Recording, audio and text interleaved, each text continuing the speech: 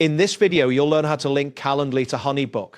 By following these steps, you will successfully integrate both platforms to streamline your scheduling process. Begin by navigating to calendly.com in your preferred web browser.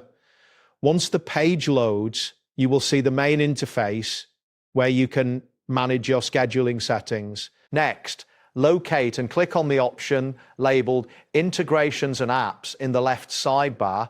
This section will allow you to access various integrations available for your Calendly account. After that, you will find a search bar at the top of the integrations page. Type in HoneyBook to filter the available integrations specifically for HoneyBook. When the search results appear, look for the HoneyBook integration option.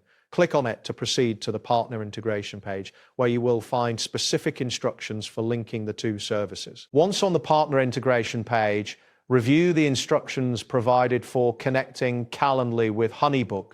This page will contain essential details that guide you through the setup process, ensuring a successful. It is important to consider the file size of any data you may be transferring and your internet speed, as larger files might take longer to upload depending on your connection.